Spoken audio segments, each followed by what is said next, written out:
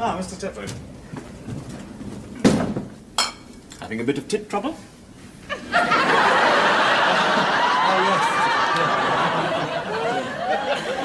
Yeah, little devils, aren't they?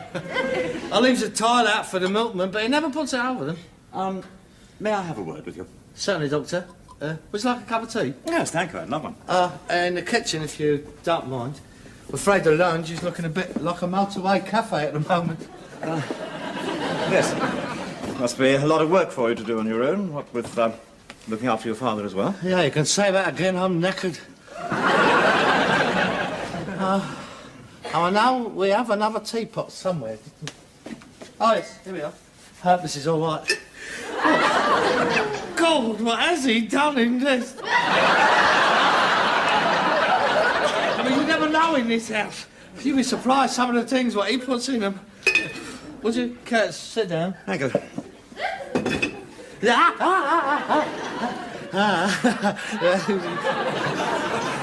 Would like to do your house with that stuck on your trousers, would you? With the old bedside manner and stuff a bit, wouldn't you?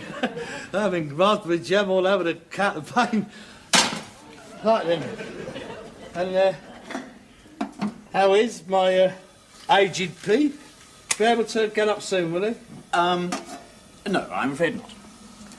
Oh, how long do you think then? Well, it's difficult to say, but he might be in bed for some considerable time. What, all day?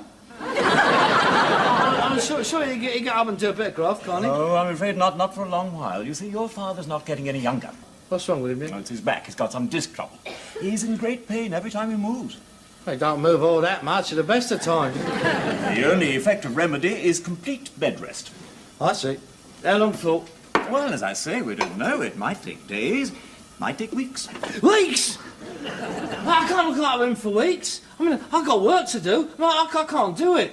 I mean, I'm shagged out of the night when I get home as it is. I mean, I'm always falling asleep on a plank. If it wasn't for the horse knowing the way home, we'd never get here some nights. Sorry, Mr. Steptoe, but there really is nothing we can do except wait. Ginger snaps or custard creams? And I do try and look on the bright side. You know, sometimes these things clear up overnight, just like that. Oh, not with him. He'll hang it out. Look, if he's as bad as what you say he is, well, shouldn't he be in hospital? I mean, that's what I pays my stamps for. I bung him in hospital. I don't mind coming to see him, I don't. I'm afraid not. You see, there really is a terrible shortage of beds. I'll bang him on the floor, then. If he's got a bad back, it'd do him the world of good. A nice hard floor. You don't seem to be very sympathetic towards him. Oh, look, Doctor, I know him. He's not as bad as he makes out. You think he's ill. Believe me, you bang him in hospital, stretch him on the floor, and he'll make the quickest recovery known to medical science. That'd be a miracle cure.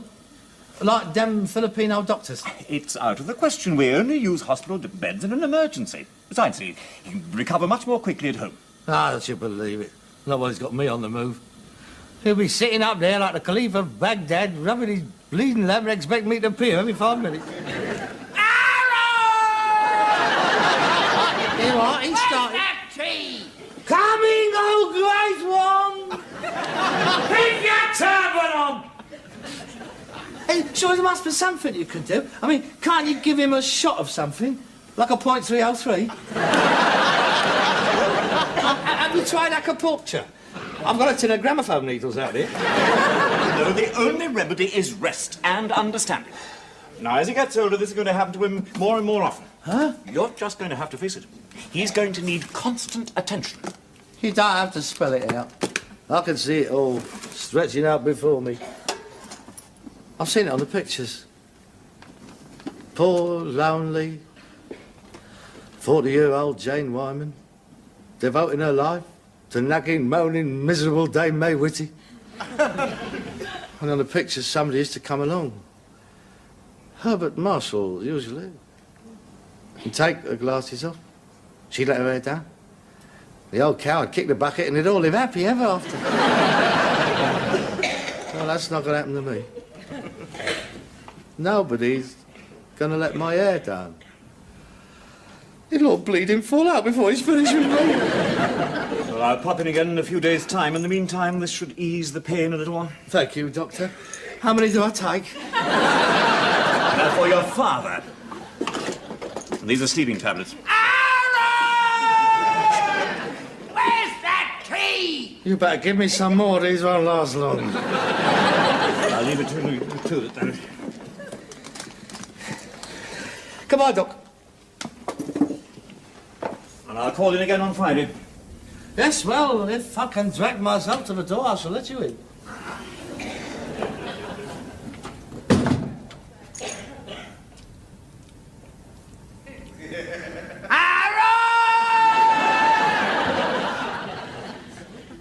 You don't care about me, do you? I'm ill. Oh, God, oh, helping I hope for years to come. A shelter from the stormy blast and crutch to lean upon. Hello? Room service.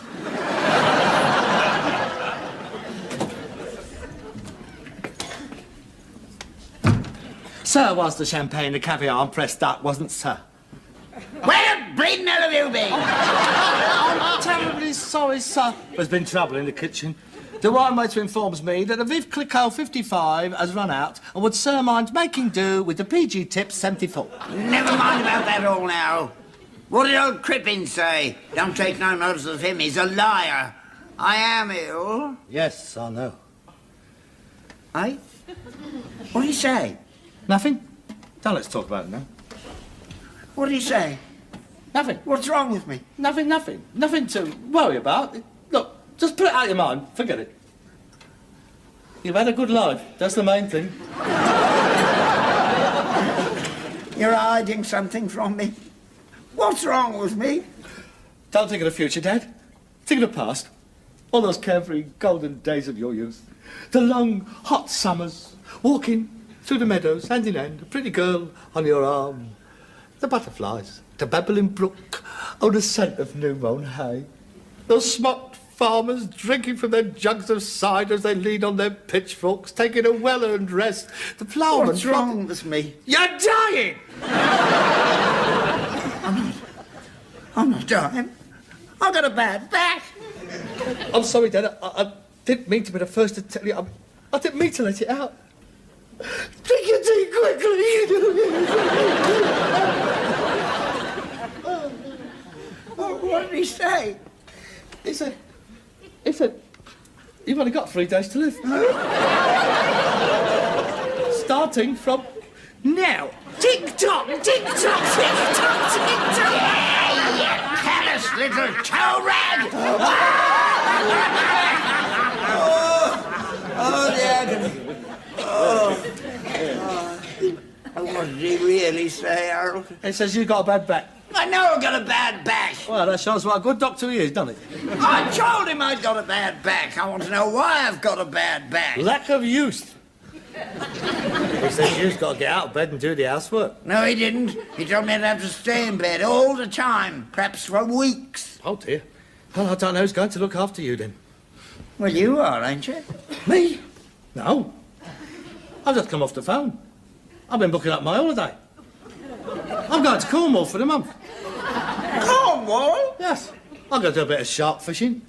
Bit of the old surfing. Da-da-da-da-da-da. Ya-da-da-da-da. Wipe out! You wouldn't like to come with me, would you? How can I surf? I can hardly surface. Oh, shut up. Well, is there anything else you want before I go and pack them? You can't go, Harold. I can't move. Oh, well, I'll tell you what I'll do then. I'll bring up some tins of food and I shall leave them on the end of the bed. You'll be able to reach them, they're all right. Yeah, yeah. Cheerio, then. I shall send you a card. I shall leave the front door open. The doctor can bring it out when he calls on Friday. Ta-ra. See you next month. Harold, don't leave me. I'm ill. I really am ill this time. I won't ask for much. Harold. Mr. Steptoe, oh, I got some bad news for you. I'm from the Cornish police. Your son Harold has been took by a man-eating pilchard.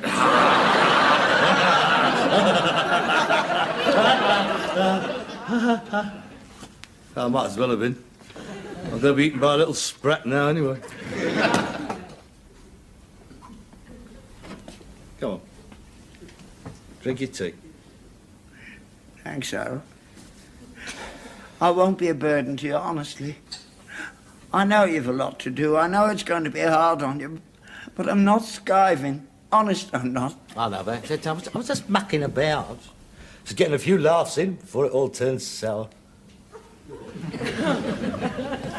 Your pillow's all right. What else did he say? Nothing more than what he told you.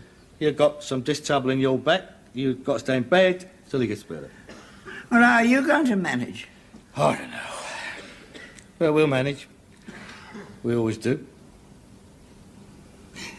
You're a good boy, Harold. I appreciate it. Really, I do. Is there anything I can get you?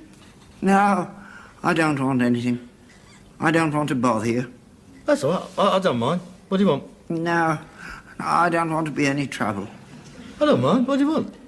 I wouldn't mind another cup of tea. That one's cold. Right. Another tea? Fine. And Harold! Yes, Dad? Have the papers come? Yes, Dad. Could you bring them up with you? Yes, Dad. Oh, and Harold!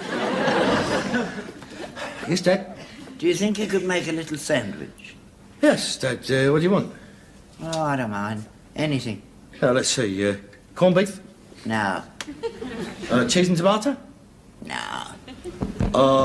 Peanut butter and pickle? Well, what do you want, then? Oh, anything. I don't mind. I could go a nice sausage sandwich. We got no sausages. Well, couldn't you go out and get some, then? No, we could... Yes, all right. I'll go and get some sausages, then. Harold. Harold! Yes? Harold, Yes? I want to go to the lavatory. Well, I can't do that for you. I'll get you a milk bottle. That's no good. Oh, God! We ain't got a bedpan! All right, I know. I'll go out and get one. No, I can't use them. Never could use them. You'll have to carry me. Carry you? There and back. There and back. 3 times a day. Yes, all right. Yes, come on in. Up. Here we go. Little pony. Oh, okay. You're a good boy, Harold. So you said. Could you bring the television up and the telephone? Right. After. Yes, all right. Oh. Could you go round to the library? I need some books changing. Yeah.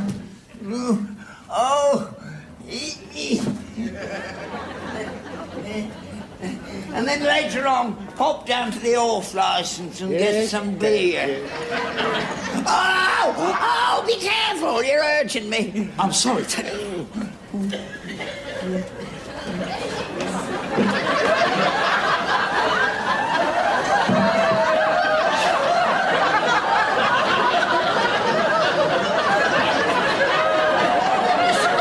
This is very embarrassing for me, Harold.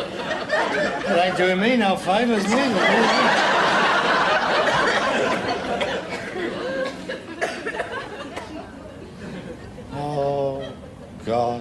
I have the ages past.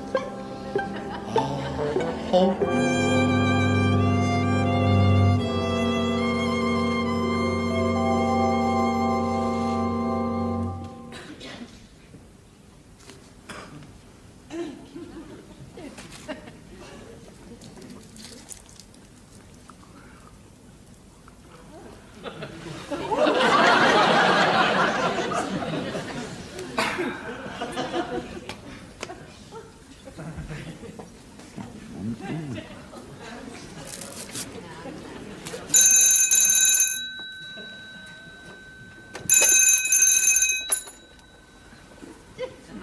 Hello. Oh, hello, Clarence. How are you? Oh, terrible. I'm in agony. Every time I move. It's been a fortnight now. Harold? Oh, he's hopeless. I haven't seen him for half an hour. All he thinks of is himself and pleasure. Eric and Arthur come round last night. Spent a couple of hours. Brahms and Liszt we got. Eric had a bird with him. About 50. Her husband's just died. You can guess what from the look of her.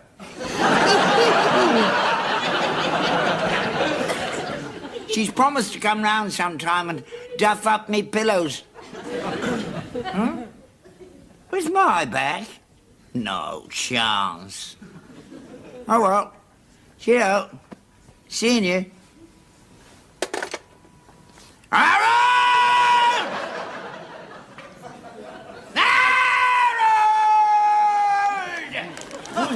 Harold! Come.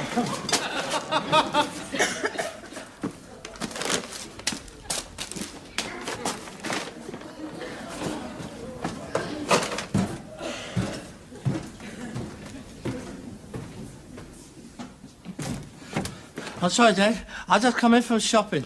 What do you want? Racing at Kempton Park. That's all. I'll shout when I want you.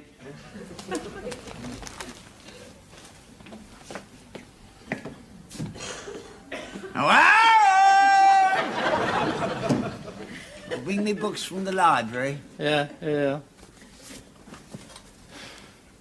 Read it. Don't like him. Read it. That was a waste of time, wasn't it? I've nothing to read now. Got some more that don't close yet? Yeah, well, take that tray down with you. I hate the smell of old food hanging about. Did you like the steak? Is that what it was? Terrible. All gristle and garlic. You know I don't like garlic. I thought it would bring out the flavour. Well, it didn't. And it was fried. You know I like it grilled. Well, the grill's broken. Well, you can mend it, can't you? You're not hopeless, are you? And the peas were like bullets. If that's the best you can do, don't. I'd sooner starve. I'm sorry, Dad. I'll do better tonight. I got a nice bit of fish. I don't like fish. What is it? Place. Didn't they have no Dover sole? Yes. They're about 30 bob a time. If I'm not worth 30 bob when I'm ill, I'll make do with the place. I'll get you a Dover sole then. An Harold! Now what? Did you go out in the rounds today? No, I didn't. Why not? Because, if you recall, I've been down the library, round the fish shop, up the off licence twice, round the chemist, down the grocer's, and in between I've been up and down them stairs 23 times. And I'm not going out again. Why? To get 100 yards of rope. What for? I'm going to make a noose out of one end and put it round my neck. I'm going to put the other end in your end. And I would be grateful if in future you don't shout. Just pull. Else you know you want me. Might even help me get up the stairs quicker. Believe me, them stairs is beginning to look like the north face of the Eiger. I see. It's wearing off, is it? I'm becoming a burden, am I? No, right, whatever, the bigger one! Rest assured, I shall carry out my filial duties. And now, if you could please refrain from wanting anything for the next 15 minutes, I'm going to put my feet in water. Right.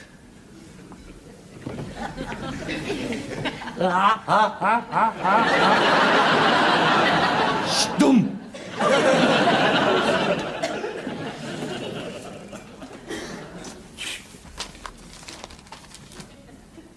He hasn't turned the volume on. I can't hear a thing.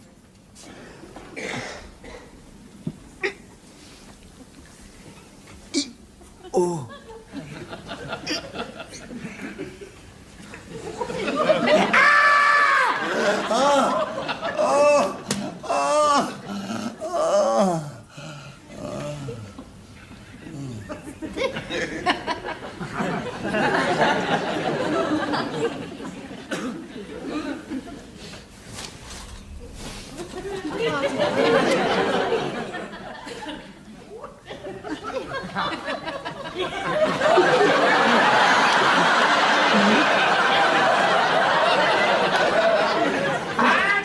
How do you want your fish done?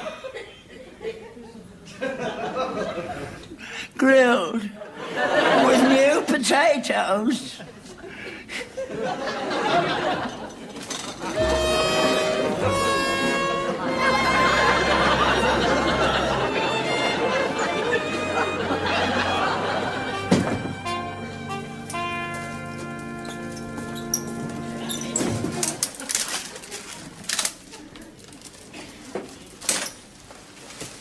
That's it. That old clothes knocking. That's fine.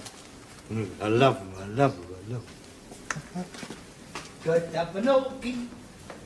Such a lovely orgie. Good to have an orgie. Today.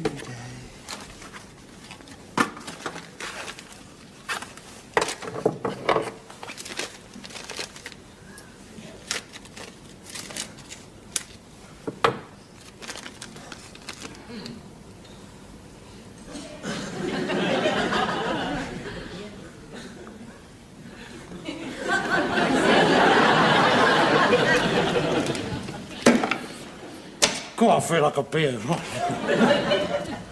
Oh, what's his life? Look out. We have no time to stand and stare. No time to see a beauty's glance and watch her feet. How they can dance. That's funny. There was 2 cans of lager in here this morning.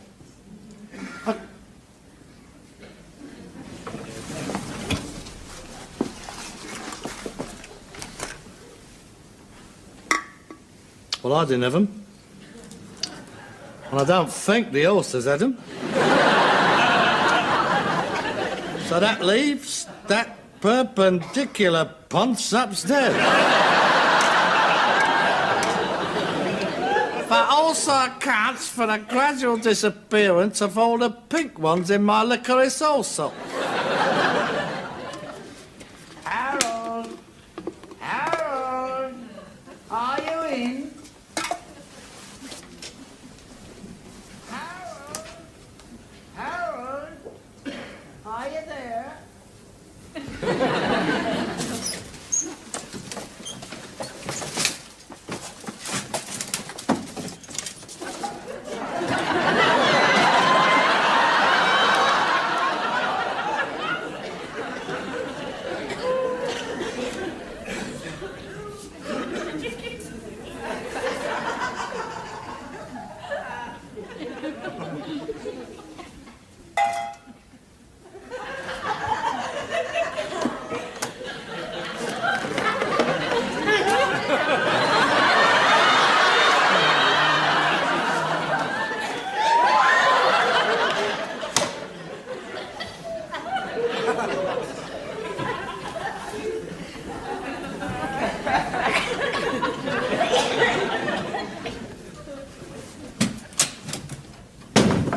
What kind of fool am I?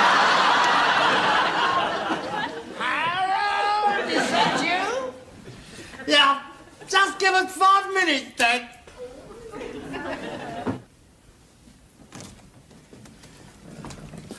How you feeling, Dad? Oh, not so good. It's getting worse. I think I'm going to be up here for quite a while yet. Oh, I am sorry. Oh, this'll help you make you feel better.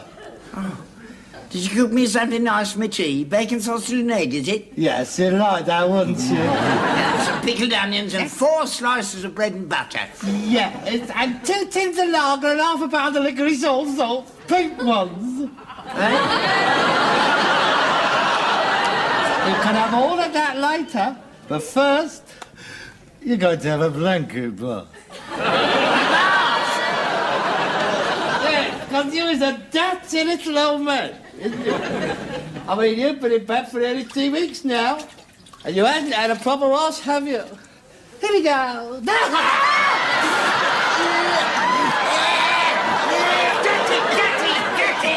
And most important of all, we must let you get bed sores, must we? Bed sore. Never a skinny little bum like yours is most acceptable. Surgical spirit, that is the Watch it, that stuff stings. Down we go now. Stop it! Stop it! Big goonies! Oh, the saints be praised! A miracle cure! They'll turn us into a grotto! A grotty grotto! Hey, you rotten bleeder!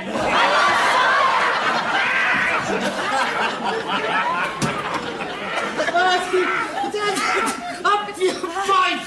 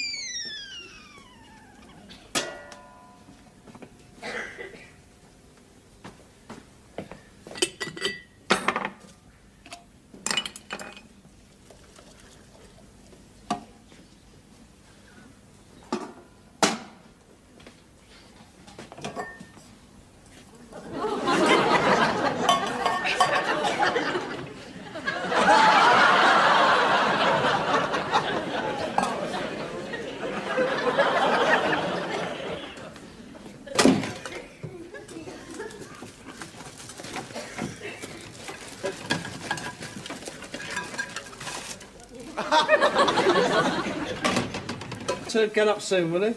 No, I'm afraid not. Oh, how long do you think then? Well, it's difficult to say, but he might be in bed for some considerable time. What, all day?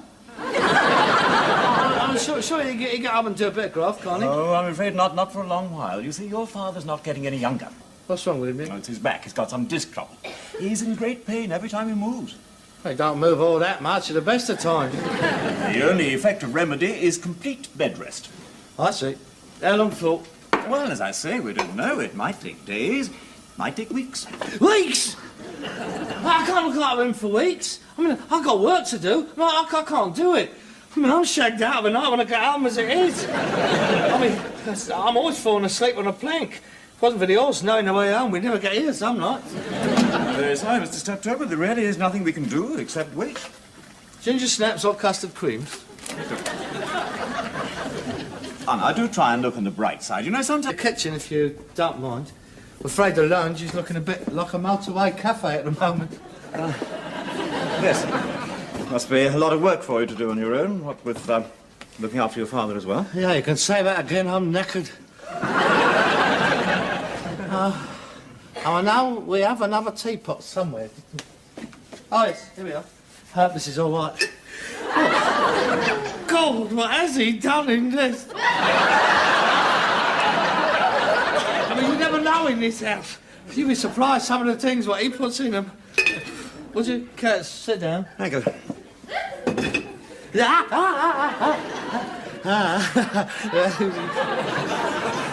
Would like to do your rounds with that stuck on your trousers, would you? With the old bedside manner and stuff a bit, wouldn't you? Having raspberry jam all over the counterpane. Right then. And, how is my, aged P? Be able to...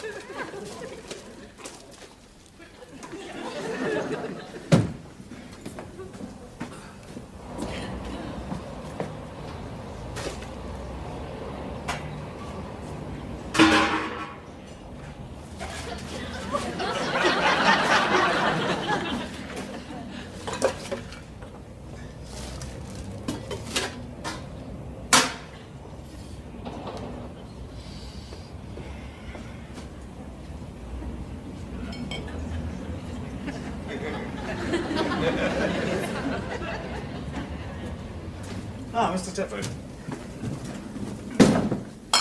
Having a bit of tit trouble?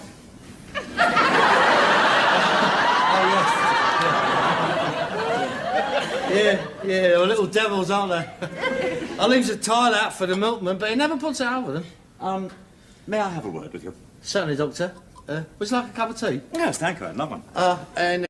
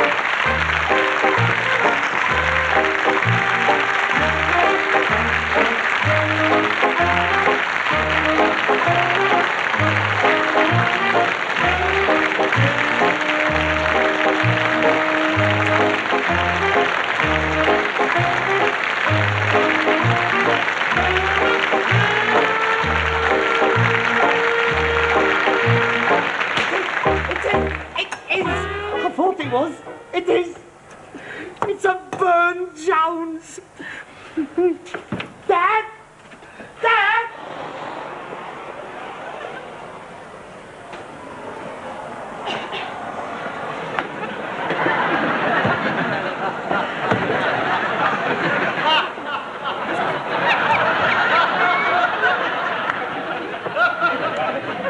I'm sorry, Harold.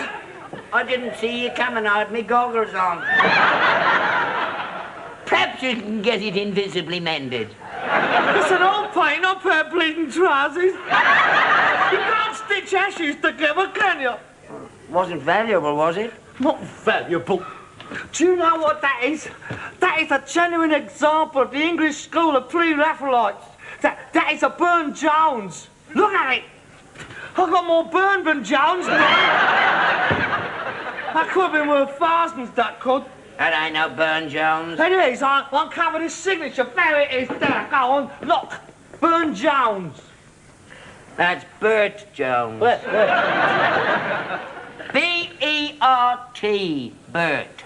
Oh, well, I still could painting. I could have got a tenner for it. Yeah, tenner, yeah. For the frame, and you've still got that. That is besides the point. That could have been real. You are a menace, you are, to any decent art collection. You really are. You're a little savage.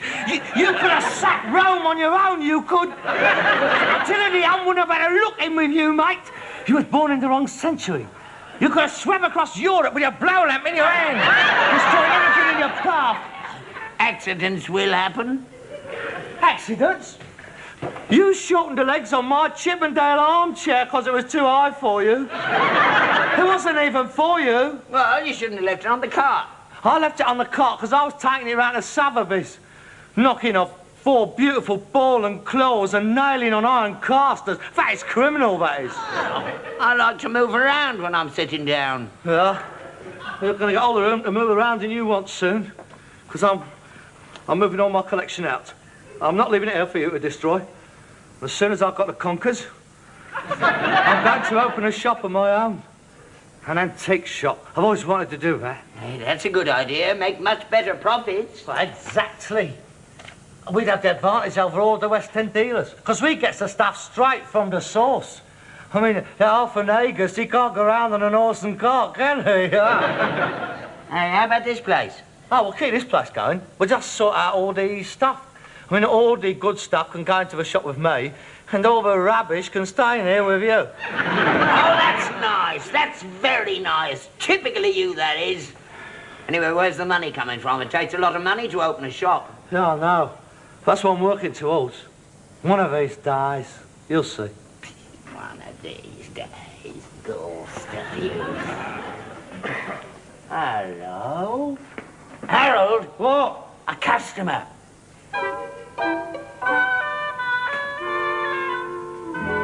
Oh, look at him. He's not after any second-hand gas stoves, that's for sure. Hey, Harold, he looks a good touch. Will you go me? Oh, you guys see to him. I've done my stint for the day. I've got my cataloguing to do.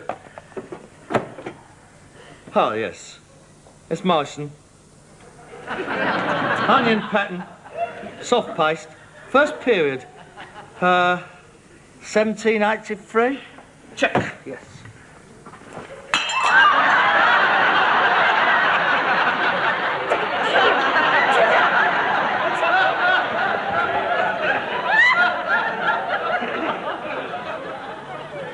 Good afternoon, sir. See anything you fancy? No, not yet. Do you mind if I just browse around? Ah, help yourself. Don't go in there, though. Why not? The horse is in there. She don't like strangers. You're liable to get a couple of hoofs up your Alice. Was you looking for anything in particular? No, nothing in particular, but I know you chaps occasionally come across the odd piece that's a little out of your line, and I was just passing. Oh, you're in the trade, then? Well, yes, I'm a dealer. Scrap? Antiques. Oh. Yeah, I thought you looked too much of a dressy gent for a totter. Antiques? Yes. Oh, you better see me partner. That's his department. Harold! Won't keep you a minute. Come out here! No, look, don't bother. I don't really think there's anything here that would interest me. Good afternoon. Oh, no. That's my son, Harold. What a fine-looking boy.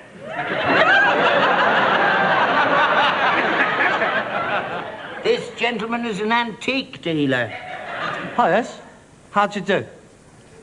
Oh, what a strong grip you have.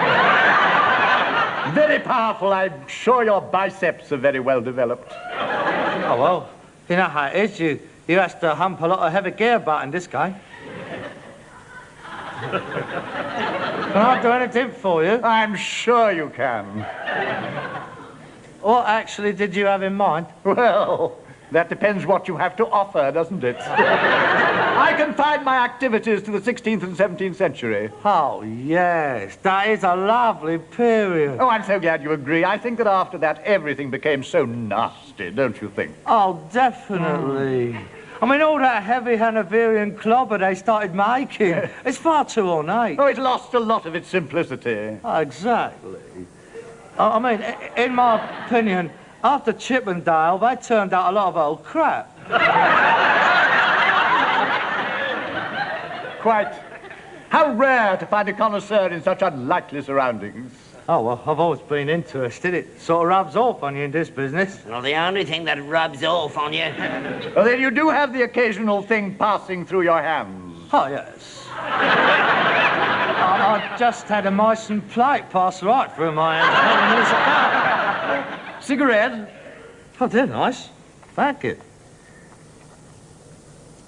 They're black. Yes, they're Russian. I have them made for me. You never would one, I suppose. I'm afraid not. Do try one. No, thanks. They make me cough me guts up something wrong.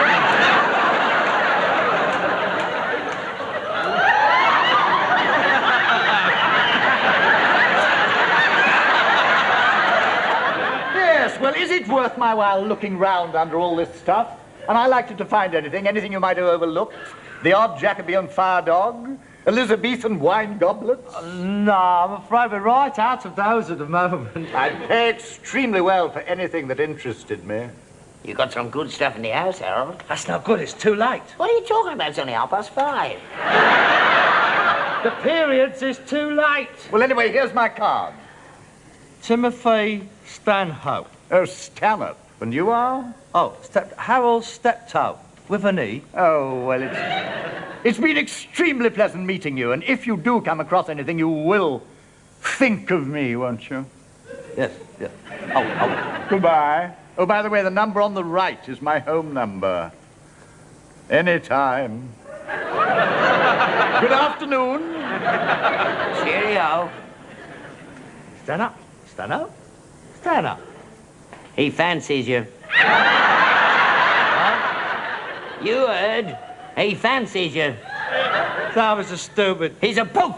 He's not the poof. Of course he is, mate.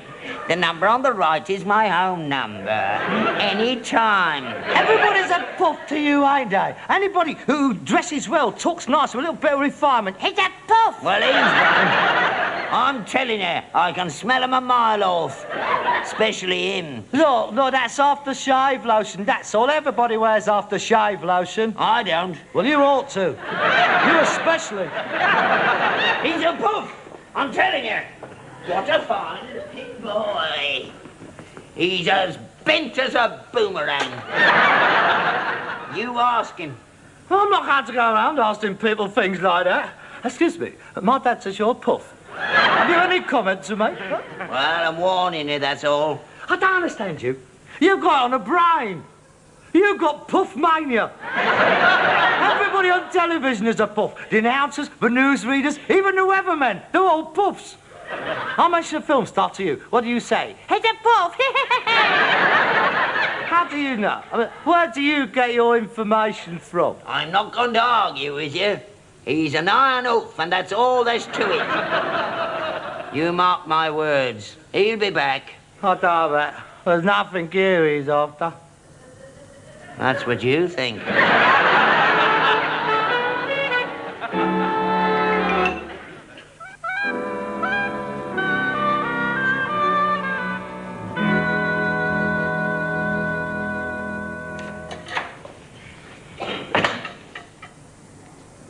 Good afternoon.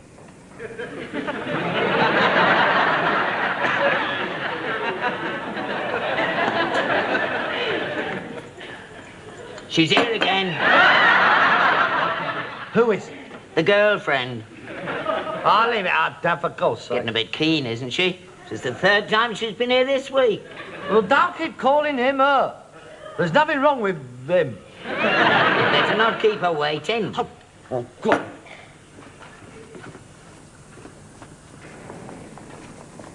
Hello, Harold. Hello. I haven't found anything for you yet. Oh, no. That's quite all right. I didn't expect you to. The reason I popped round is that yesterday I came across some rather amusing Italian Renaissance buttons. Oh, yes? And I recalled our most interesting conversation the other day about Florentine art and how keen you were on the period. Oh, well, I don't know all that much about it. Now, you are a very perceptive and cultured young man, Harold. Well, I'm always willing to learn. Oh, good. Well, anyway, I had these buttons made up into cufflinks, and I'd like you to have them. Oh, they're lovely. Oh. I don't know what to say. Oh, well, don't say anything. It's my pleasure. Well, now, really, I must dash. I'm going to a charity midnight auction of all things. By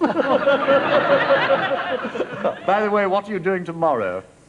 Oh, out on the horse and cart, as usual. I mean tomorrow evening.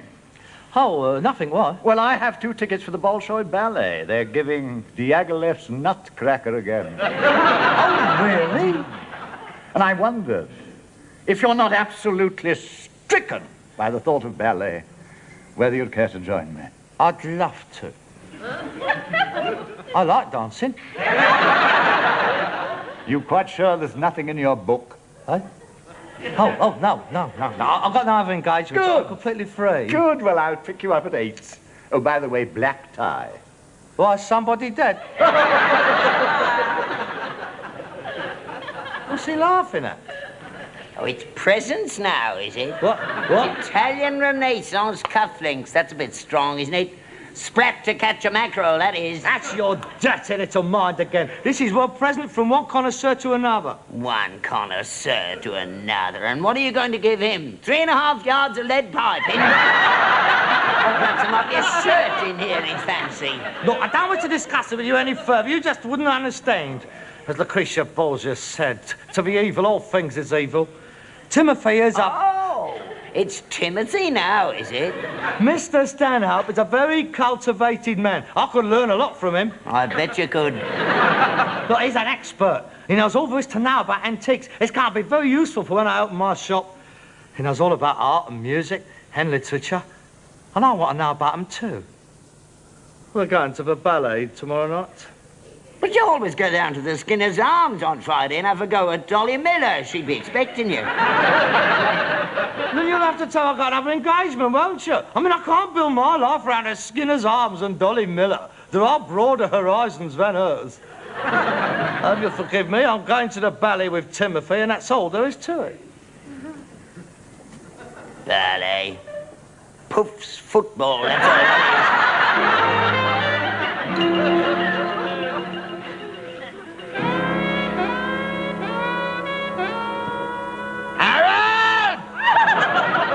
Supper's ready. What are you doing up there? You've been up in that bedroom for hours.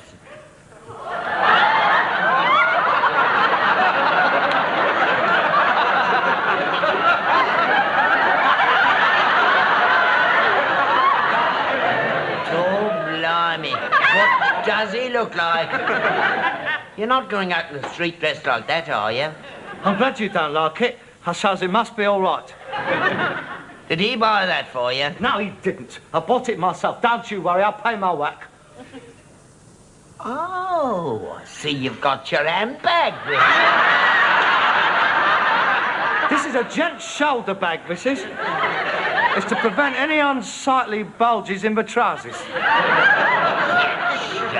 bag. Oh, stop it, Harold, before it's too late. You don't know what you're letting yourself in for. Oh, for God's sake, Father, get on with your fromage. Stop fussing round me.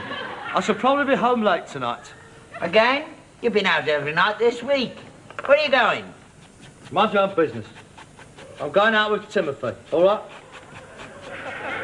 Harold, I am here to tell you that you'll get yourself talked about. Talked about by whom, pray? The neighbours, for a start. The neighbours? You don't think I'm seriously concerned with the tittle-tattle of the local petit bourgeoisie, do you? I mean, what would they know of the beauty of the Homeric union between two cultured minds? Harold, you're on the turn. I'm not on the turn. Look, will you try to realise that what Timothy and I have is a straightforward, aesthetic and platonic relationship? God blimey, just because he talks a little bit better than you. Yeah, and wears scent. He don't wear scent. He wears aftershave lotion. He's a very cultivated and a cultured man. He might be a bit arty-crafty, but don't let say he's a puff. Does to me. That remark is typical of you. I've said all I've got to say. Look, try to understand, Father. He's opened my mind to a world of beauty and refinement, which is unassailable by vile innuendo and coarse jests. You don't even sound like Harold. And furthermore, if I get any more, I shall punch you straight in the throat. That's better. Harold, don't go out tonight. Stay in here home with me. No, I'm sorry, Father. I'm having dinner with Timmy. Dinner? Where? Round his flat, if you must know. Oh, no, Harold. Now, don't go round to his flat. Ask him round here. I'll get some fish and chips. And we'll use your mother's best fish knives. They're still in the box. But please, Harold, don't go round to his flat. It's a trap. Look, it's a business dinner. It's a working dinner, a business conference. Look, he's found some premises that's going to make a nice little shop for me. He's going to put the money up. The filthy swine. He's doing me a favour. Yeah, and what's he getting out of it?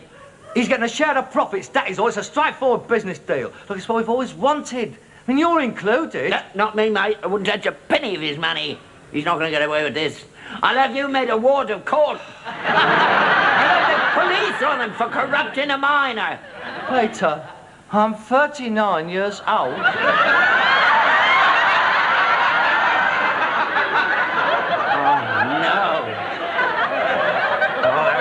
Harold, please, stop it before it's too late. Come back to the straight and narrow. I saw Dolly Miller today. How uninteresting. She was asking for you. You'd be all right there. You was always keen on her, weren't you? Well, yes. In an animalistic sort of a way. But there was never any rapport of the intellect.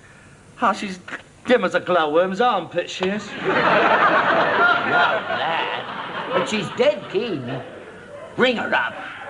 Blow him out and go around and give Dolly a see-in too. You'd feel much better. Look, I'm not interested in Dolly Miller. A whole new life's opening up before me. I'm not going to let it go.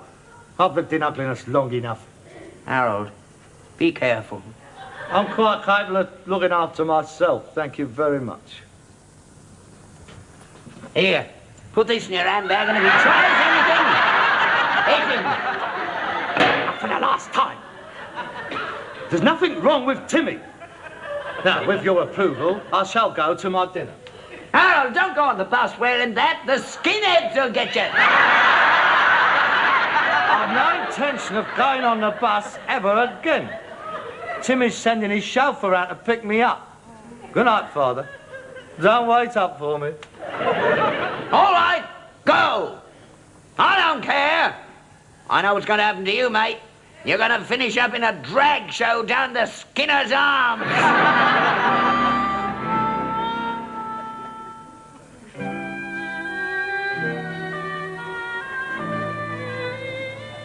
Oh, that was absolutely superb.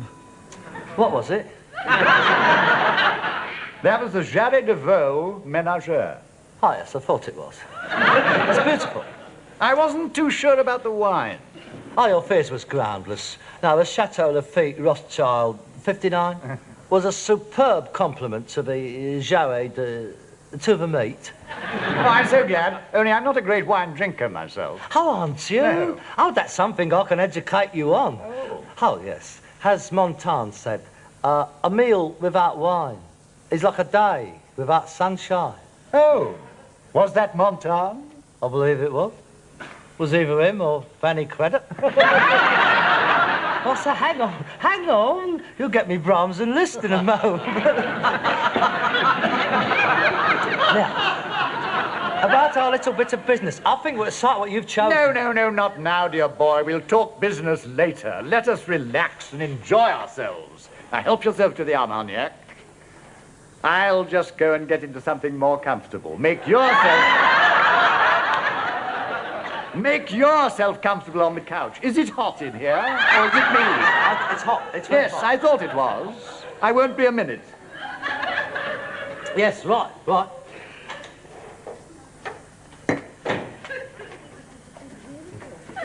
Whoops. Oh, it's beautiful. Oh.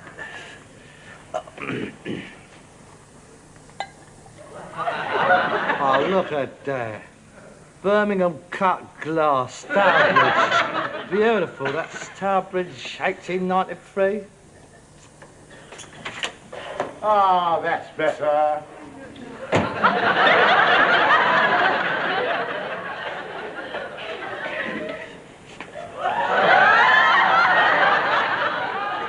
Don't you find it rather warm in here?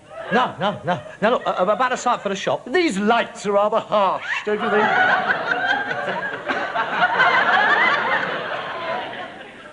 You were saying? Yes.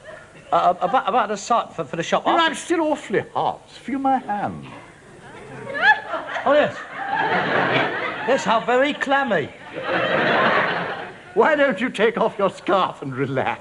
No. I'd rather keep it on if you don't mind. I'm quite cold, actually. Are you? Now, watch it, mate. What's the matter? No, nothing, honestly. It's just nerves, you know. It's the excitement, you know, with the shop and all that. You know, your hands are just as hot as mine.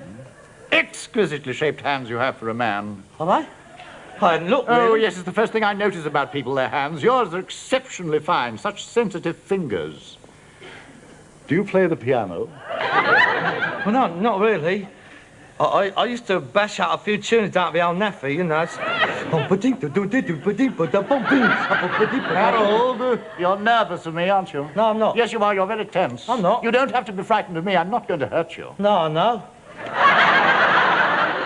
Harold, I've grown very fond of you. You know that, don't you? Have you? Yes. Yes. It's getting late. I think I better be going. Oh, no, it's early yet. Oh dear, I'm so tired. Oh, Harold, don't go yet. You've only just arrived. You can't go yet. I think I better... Oh, no, please, Harold, don't go. I'm a very lonely man, Harold. Are you? Well, you come down to the boozers. There's a load of us gets in there. We have our knees up, game of darts, and chat up a few birds. Oh, don't be silly. Who wants to go out looking for girls? No, I do. I can't get enough of them. The more the merrier. Harold, this is not like you. It is. You don't know me. But, Harold, what have I said? What have I done? Whatever it is, I apologise. Nothing. You ain't said nothing. Yes, but you're upset. I've offended you. No, I'm not. Good night. I'll see you. Oh, Harold, we haven't talked about the shop. Well, I'll change my mind. I don't want no shop. No offence. Good night. Hello. What are you doing here? Nothing. And I'm absolutely innocent. No, nothing's happened. Oh, yes? What's your name? It's Arthur. Arthur Johnson. I'm from Liverpool. I'll just come up for the match, you know. I've got a train to catch. I must get back to the wife and kids. Excuse me.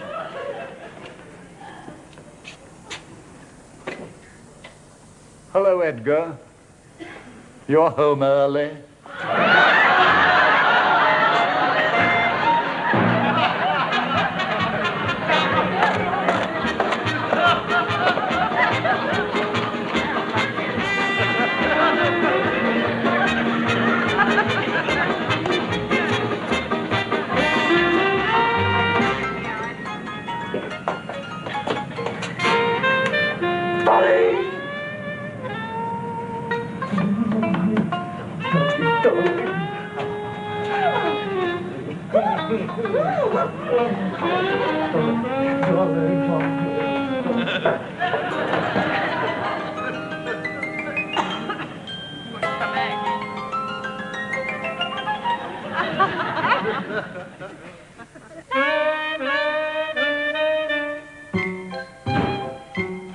Hello, Dolly. Well, hello, Dolly.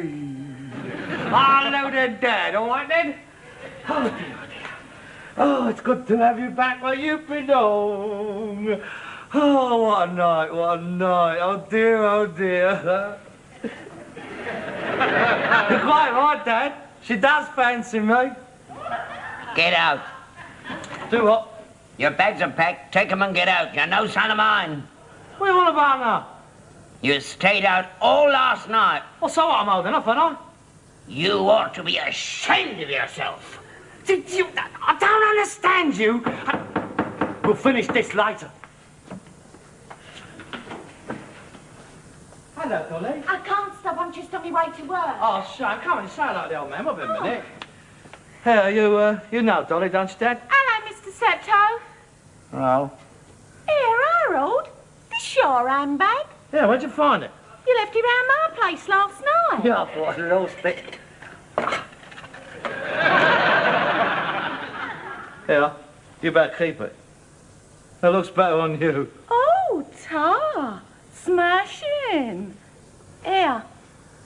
Will I see you tonight? Yeah. Put your arm to Wimpy, 8 o'clock, all right? Great.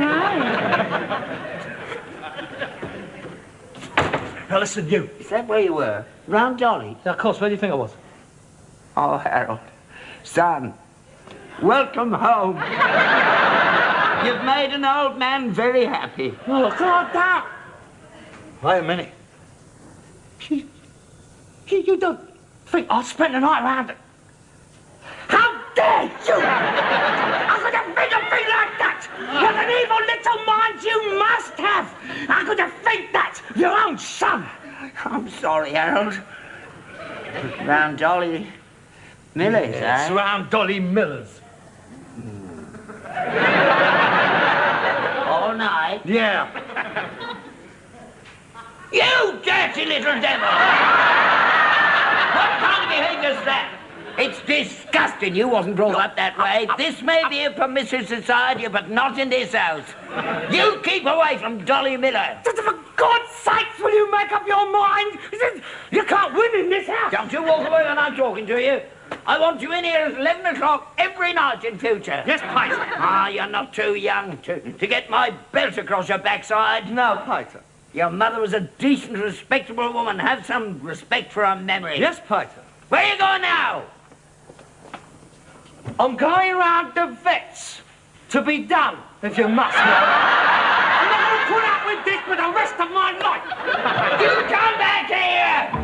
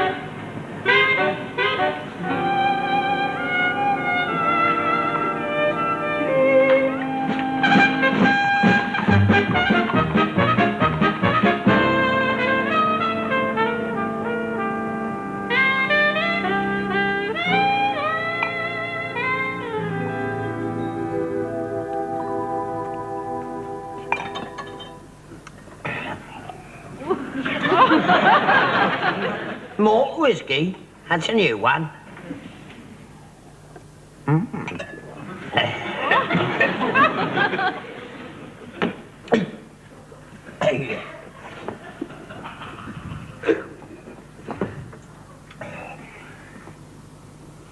These are mine, leave them alone.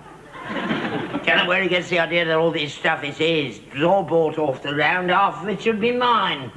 I've got a good mind to bring it all down to Christie's and flog it. He'd go potty. Oh well, suppose you got a point. Valuable stuff is better than money these days. Oh well.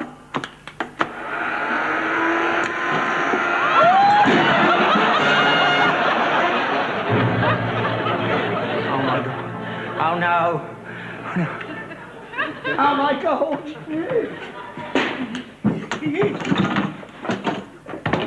He got berserk. Wasn't my fault. It was an accident. Could have happened to anyone. Oh, he'll understand. He won't blame me. Who am I kidding? He'll murder me. What am I going to do? Glue. Where's the glue?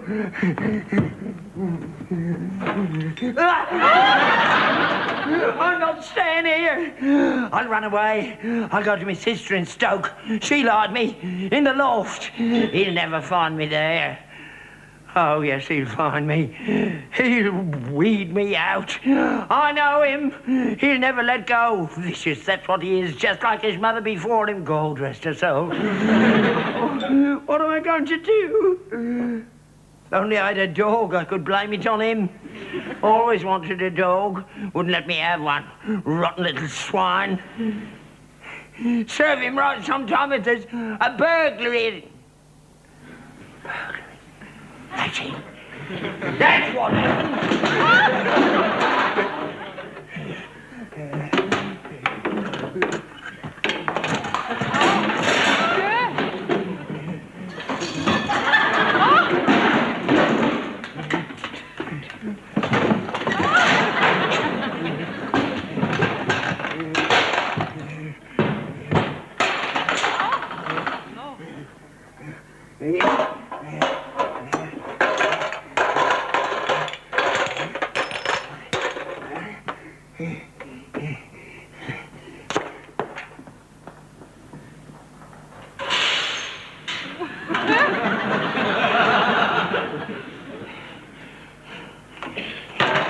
Now, where was I when all this happened?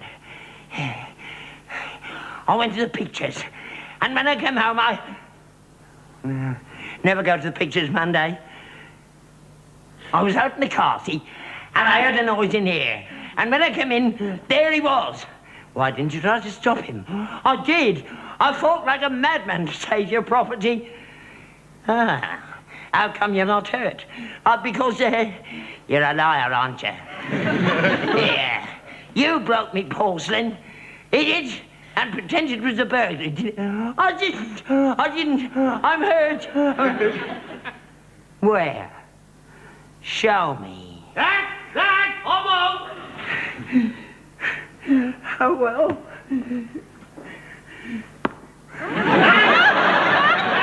Where are you?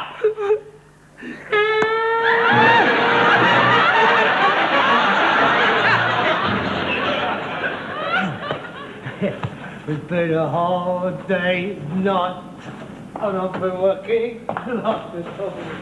It's been a hard day, night. What the hell's been going on in here? That?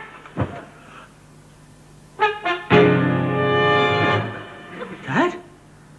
What is it? What happened? Dad? Are you drunk again? Oh, my God. The blood. Dad? You'll be all right. Here. Wake up, Dad.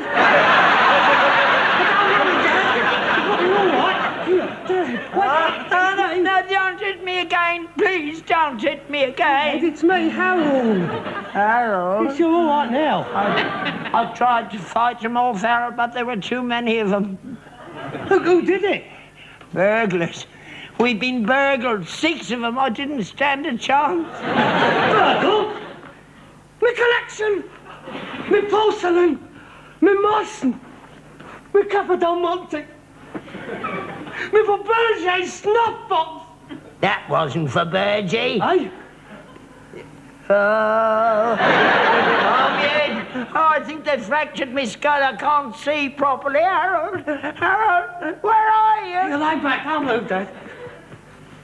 I'm sorry I couldn't stop them, That's Harold. all right, don't you worry about it. Don't even think about it. Let me get you a drink. Brandy.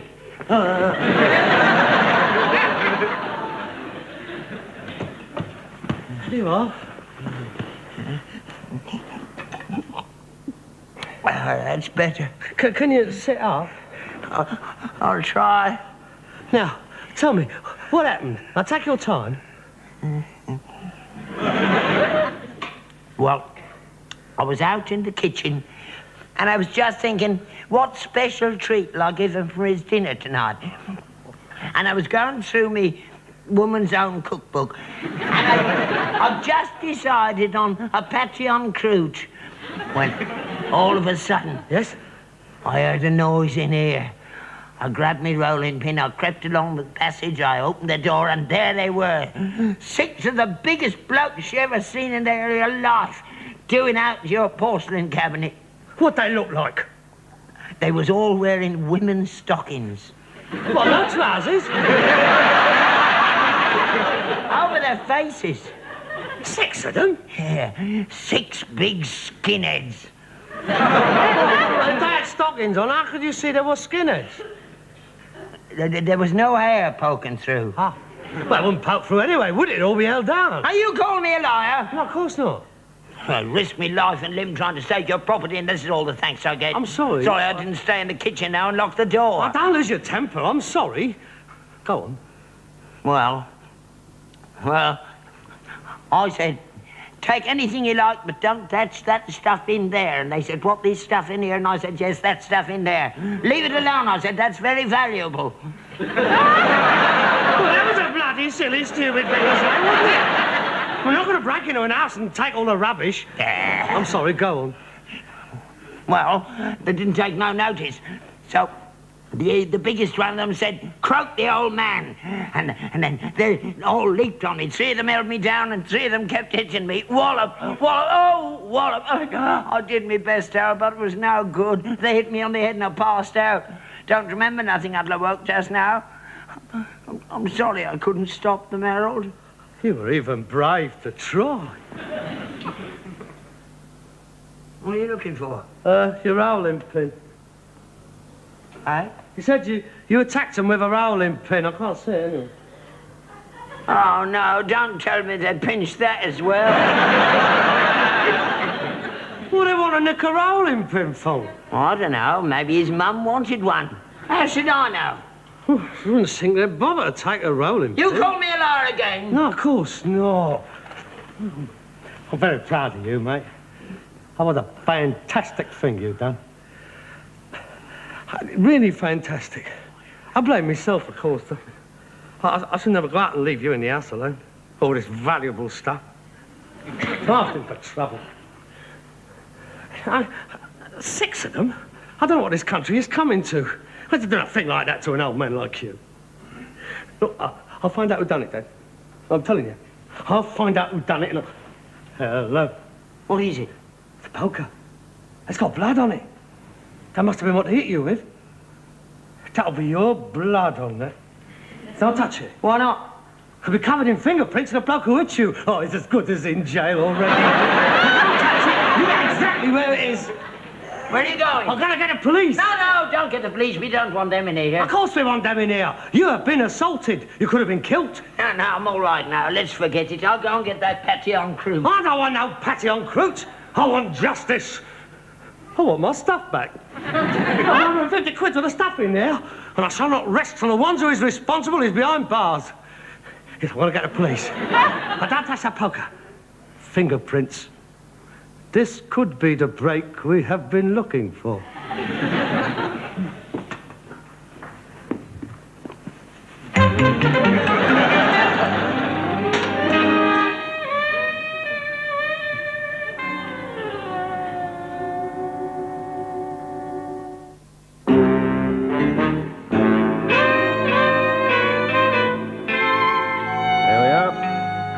nothing serious. How does that feel? All right, I think. Good. You're a very lucky man. Only got to x-ray his nut or something. He could have fractured his skull. No, it won't be necessary. It's only a superficial skin abrasion. He'll be all right by the morning, but I think I'd better check his vision. Ah, no, don't bother about that. I've been through worse than that in me time. I was hit on the head with a German hand grenade in 1917. Didn't go off, though, so I picked it up and threw it back. I wiped out 3 machine gun nests and a field kitchen. Oh, what a mess. Sausages flying all over them. Yeah, do you know, there was sauerkraut hanging on our barbed wire 30 yards away. And 4 days later, 600 of them surrendered, half-starved. I've mentioned in dispatches. Yes, no doubt. No doubt. On second thoughts, I think he should have an x-ray. I don't take no notice. He's always like that. Nevertheless, it's better to be on the safe side. I'll bring him down to the hospital tomorrow afternoon. I may decide to keep him in for observation. I'll bring him down first thing in the morning. You can have him tonight if you like. Tomorrow will be fine. Good afternoon. I'll see myself out. Thank you. Well, now, sir, do you feel up to answering a few questions? Well, not too many. I'm still a bit shaky, shocked, you know. Yes, of course. Well, it won't take very long. Now, sir. Are you sure you feel all right, Dad? I'm all right, son. Right, carry on, Inspector. Thank you, sir. Now, your name is Albert Steptoe. Yes, that's right. Oh, your name is Albert Steptoe. No, his name is Albert Steptoe. My name is Harold Steptoe. I see. Now, you were here alone in the house at 4:30 this afternoon. Yes, that's right. Well, you were here as well. No, I was out on the rail. I didn't get back till 5 o'clock. Look, I think we might get on a lot faster if you let your father answer the questions. I'm sorry. I was just trying to conserve his strength. This has been a great shock to him, you know. I do appreciate that, and I'll be as brief as possible. Well, I should hope so. And the longer you're sitting here, I mean, the further away they're getting. That was very valuable stuff, you know. I mean, I think Sotheby's and Christie's ought to be alerted for a start, and London Airport. That is routine, sir. I'll do all that when I get a list from you. Now, well, there was one, Capo Monte, head of a child, a peasant bonnet... In a moment, sir. I'll deal with you later. Now, sir, at 4:30 this afternoon, you were alone in the house. Tell me, in your own words, exactly what happened. Well, I was out in the carsy. In the kitchen, Dad. Please, sir, don't interrupt. He told me he was in the kitchen. Did you, sir? Did I what? Did you tell your son you were in the kitchen? Did I? Yes, he did. Well, can we establish it? Were you in the kitchen or in the Oh, yes. I remember now. I'd been in the carsy and I'd come into the kitchen to wash my hands before rolling out the pastry.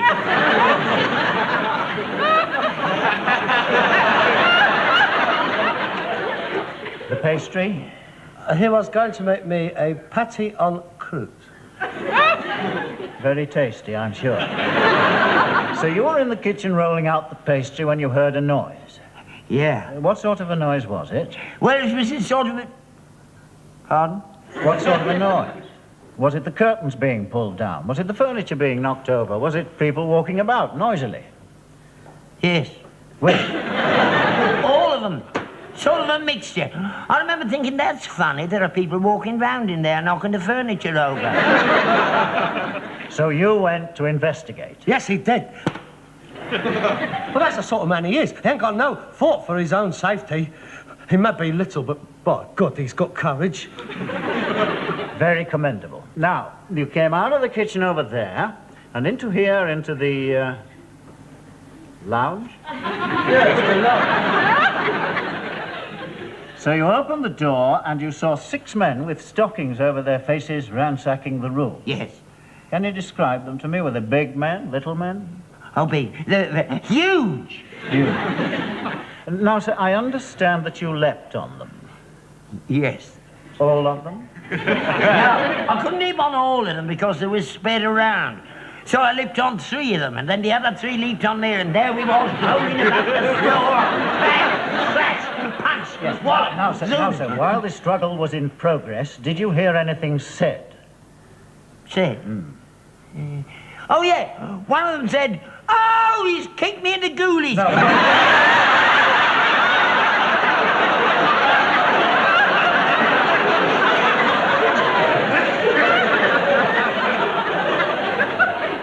No, sir, I meant, did you hear any...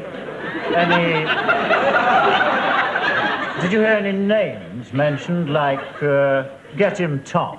Yeah, that's exactly it. That's what he said, exactly. Get him Tom. Good, Tom. Any other names mentioned? Yeah, one of them said, "Leave it to me, Dick," and the other said, "Punch him at the poker, Harry."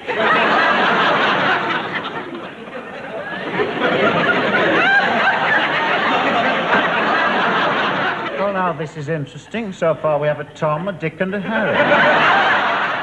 Yeah, that's three of them. I didn't hear the other three. Oh, never mind. That's very good. Was there anything unusual you noticed about them? Any distinguishing features? Yeah. One of them was a Pakistani. Really? How could you tell? He had a turban on top of his stock.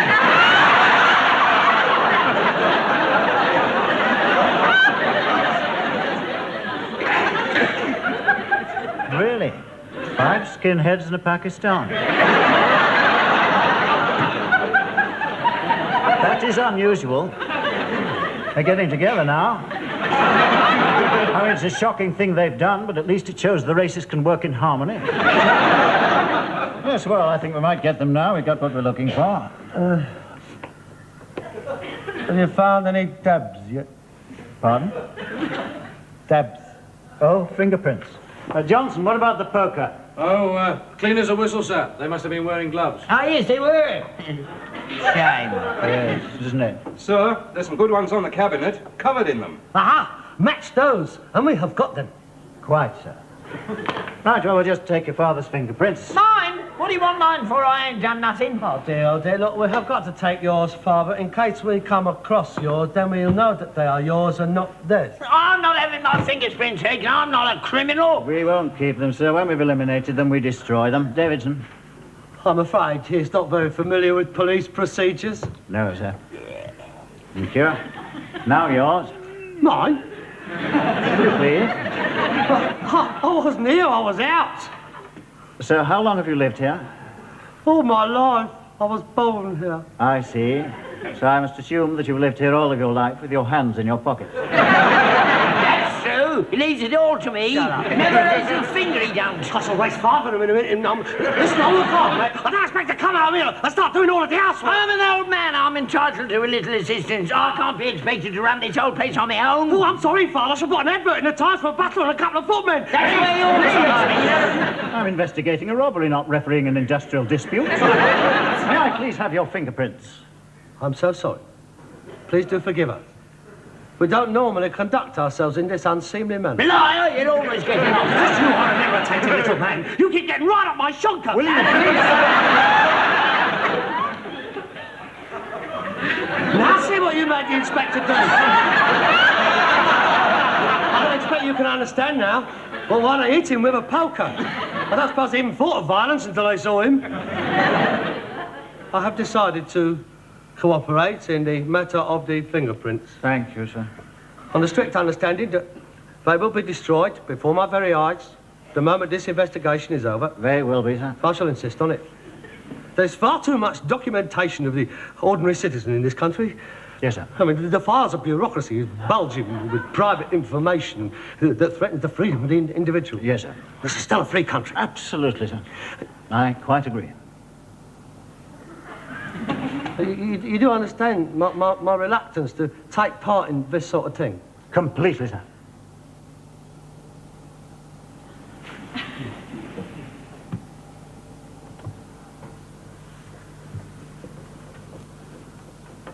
Thank you, sir. No hard feelings? None at all. Good men.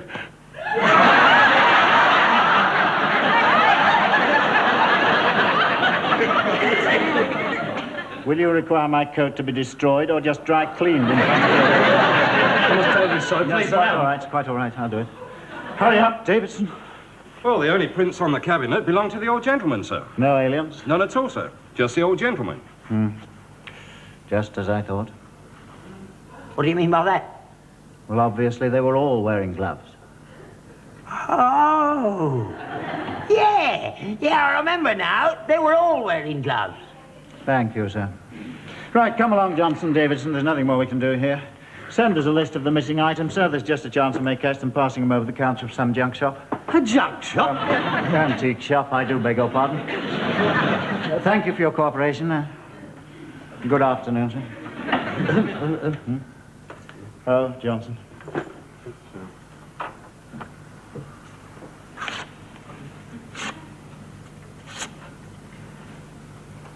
Thank you very much. If we hear anything, sir, we'll keep you informed. Good afternoon, sir. Good afternoon, Inspector. You're a very brave man. This won't go unrecognised. Well done.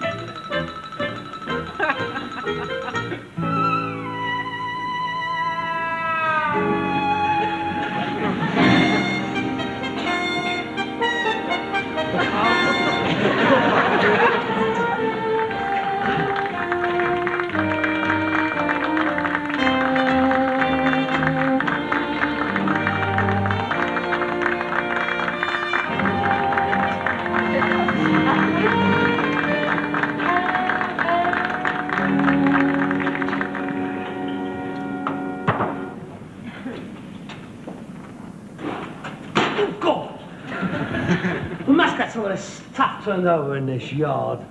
And look at that. There's nothing wrong with that. It's beautiful, that is. I have to go down to Sparrowhawks in the morning, I think.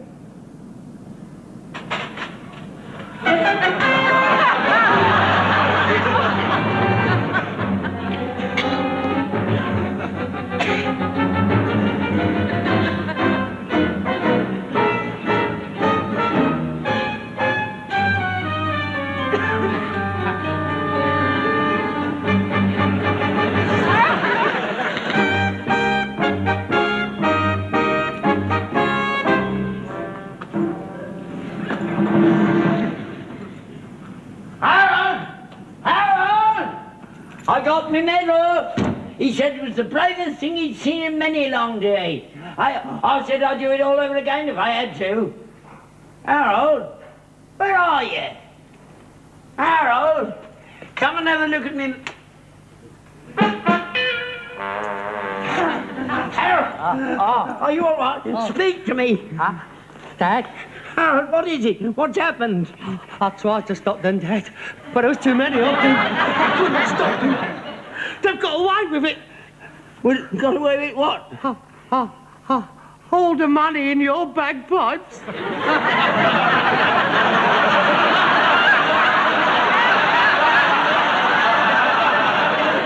been wrong! 150 quid! Who did it? 6 of them. They all had stockings on. There was 5 skinheads and a Pakistani. I think it must have been the same lot that nicked all of my stuff. Can't have been because... Because of what, Dad? Nothing. I'm going to call the police. Yes, you do that.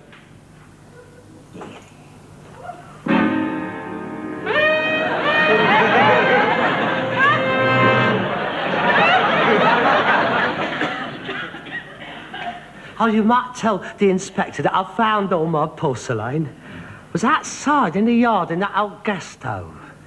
I expect that them skinheads must have been trying to reglaze it and the heat must have cracked it.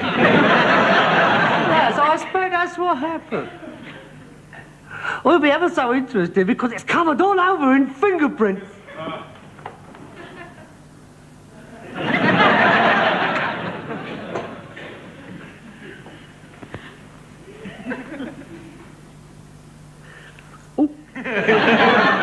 I do like your medal. For outstanding bravery. Oh, that is very nice. And here is another one from me for the most outstanding liar in Shepherd's Bush, 1970. Harold, I'm sorry, it was an accident. Give us me money back. You was insured. Well, that's the irony of it, Father. You see, I was insured for breakages, but not against theft. And the police think they were stolen. So what you gonna do, eh? You gonna confess? Or shall I keep the money? What's that? The police. What you gonna do? Keep it.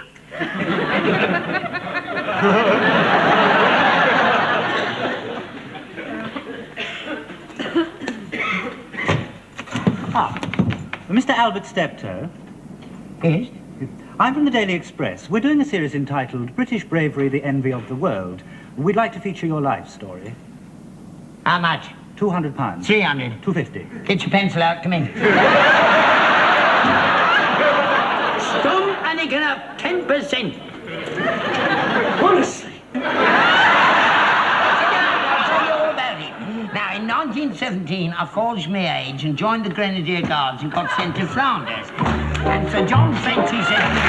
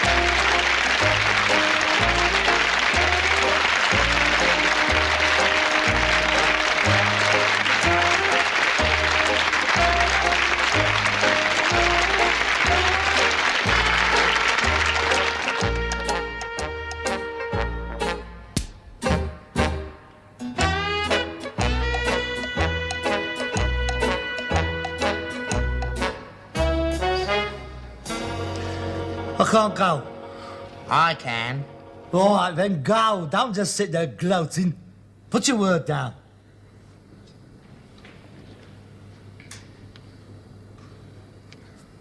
What's that? What's that?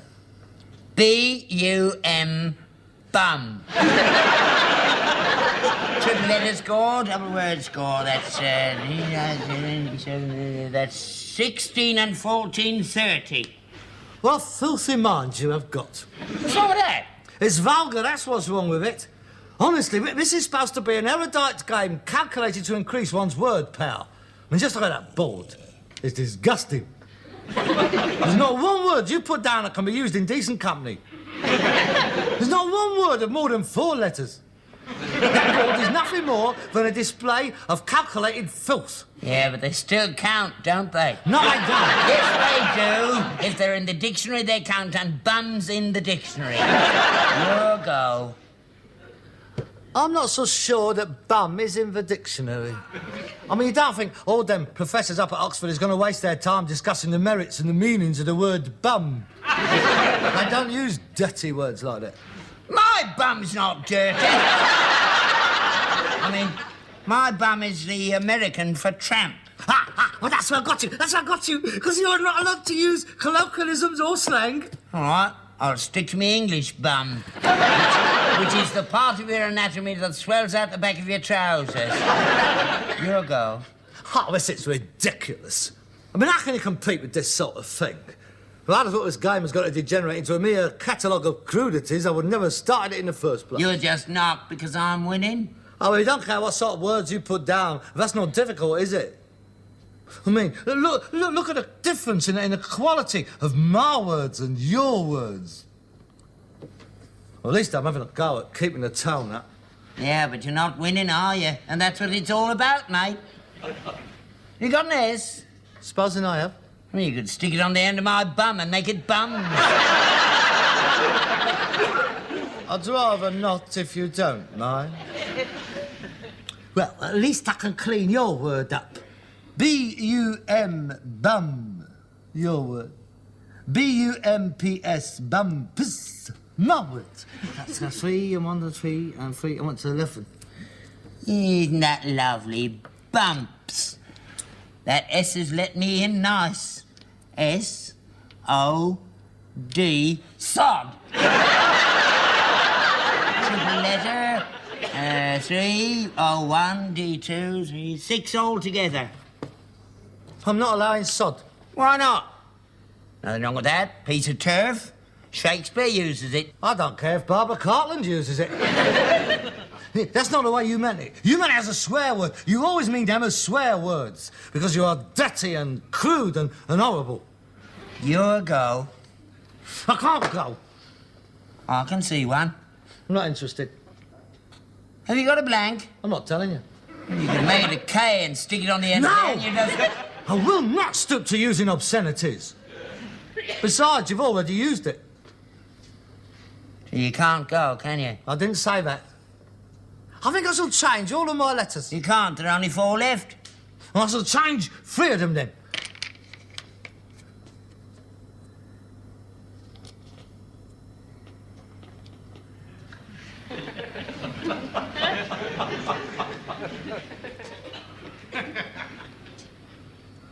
Oh, if I was Polish, I suppose I could have a stab at it.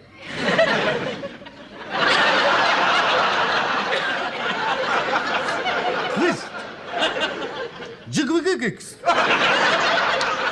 You can't go, can you? No, I can't.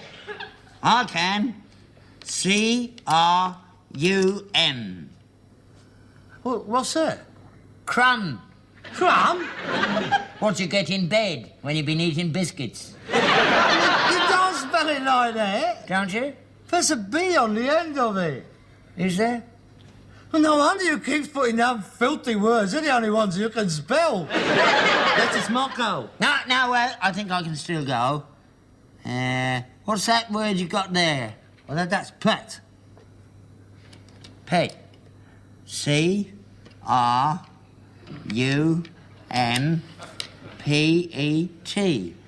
Crumpet. Which you also get in bed. That's 3 and 2, 5, 7, that's 13. Triple letter, double word, that's 29 altogether. That's 523 I've got and 56 to you.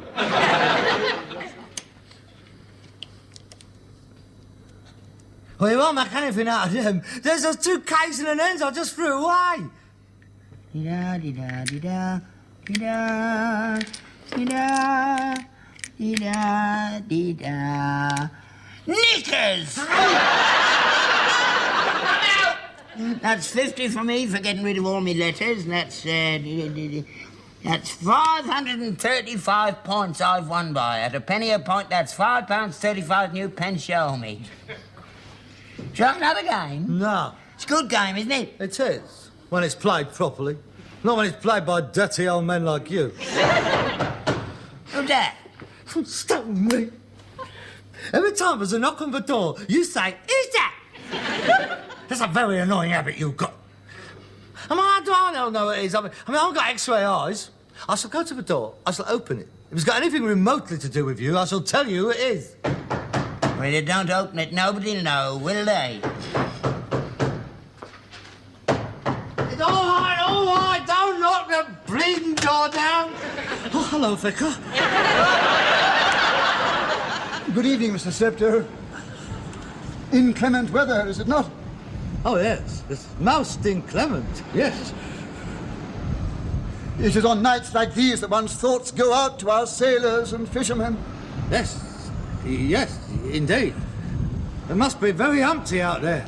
I wouldn't fancy it. Nor I, indeed, no. Funny how we all take a bit of fish for granted, don't we? Oh, we do, we do. Yes, indeed we do. Yeah. Hardly a thought to be spare for those brave souls. Quite. How much do you want? Well, I thought you was collecting. Oh, goodness me, no. Oh, you better come inside then. Thank you. That's most kind of you. Who was it? The vicar? Oh, God, is he on the ear hole again? My father. He knows you're here. It's just a joke. Would you like to go inside? Thank you very much. He's had 2 bob already off me this year. He must think we're made of money. Father. Oh, Gold. Hello, Vicar. I didn't recognise you with your clothes on. I mean, your suit. Oh, it's a nice one, isn't it? It's not one of ours, is it? I beg your pardon? You didn't get it out of that sackful we sent you for Bangladesh. Father, the vicar is hardly likely to go nicking clothes intended for refugees. No, I didn't mean anything. I wouldn't blame him if he did. I mean, his need is as great as theirs. He hasn't got much. Father, would you like to go and make a cup of tea? It's most inclement out. Oh, you don't want tea, Vicar. You want something to warm you up. Here, there. There's a nice little drop of gold watch. Thank you very much. God bless you and the devil miss you.